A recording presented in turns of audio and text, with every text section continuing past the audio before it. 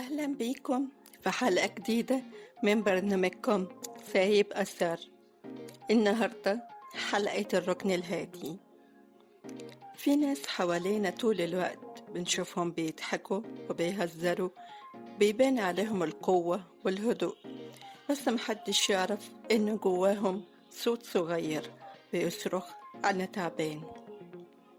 في الركن الهادي احنا بنفتح المساحة دي علشان اللي مش قادر يحكي يلاقي حد يسمعه، علشان اللي بيخبي تعبه يحس انه مش لوحده. النهاردة وصلتنا رسالة من شخص مجهول، يمكن تلاقي نفسك في كلماته، يمكن تحس انك اخيرا مش غريب في وجعك. تعالوا نسمع سوا. في بداية رسالته بيقول: مساء الخير يا ركن هادي، أنا مش بعرف أكتب كتير ومش بعرف أشرح كويس، بس كنت محتاج أخرج اللي جوايا يمكن أرتاح. أنا تعبت من إني دايما أقول أنا كويس وأنا مش كويس، تعبت من إني أضحك علشان أطمن الناس وأنا جوايا حرب محدش شايفها.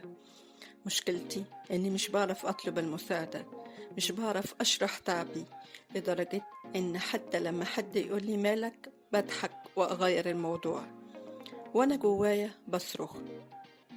أنا كل اللي محتاجه دلوقتي كلمة حقيقية من حد مش بيحاول يصلحني، بس يسمعني، مش عايز أكتر من كده. أنا بكتب لكم دلوقتي لأني حاسس إن الركن ده هو المكان الوحيد اللي ممكن أتكلم فيه من غير خوف. ادعولي أعدي وإن التعب ده يعدي. إمضاء شخص بيحاول يكون بخير. حقيقي في ناس بتضحك وهي من جواها مكسورة، وفي ناس كل اللي محتاجة حضن أو كلمة أو حتى نظرة أمان.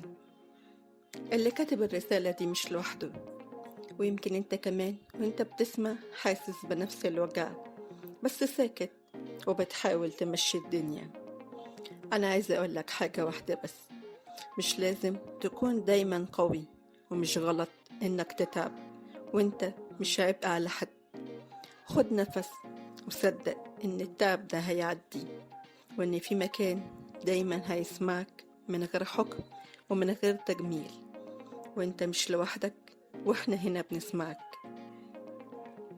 سؤال حلقتنا النهاردة: إمتى حسيت إنك محتاج حد يسمعك بس معرفتش تطلب ده؟ اكتبوا واحكوا لنا، ويمكن تكون رسالتك هي الرسالة الجاية في الركن الهادي الجاي. في الركن الهادي بنكتشف كل يوم إن أبسط الكلام ممكن يداوي قلب مكسور، وإن مجرد إنك تحكي دي أول خطوة للتعافي. لو بتحس إنك لوحدك أو مش لاقي حد يسمعك، صدقني في ناس حقيقي حاسة بيك حتى لو ما تعرفكش، وإحنا هنا بنسمعك من غير أحكام، من غير شروط. كنت معاكم أنا بسمة في الركن الهادي اللي بنحاول فيه نفهم مش نحكم، نسمع مش نصلح، ونفتكر دايما إننا مش لوحدنا. وخليكوا فاكرين أنا هنا كل أسبوع مستنياكم عشان نتكلم ونسمع بعض في الركن الهادي. أشوفكم الحلقة الجاية.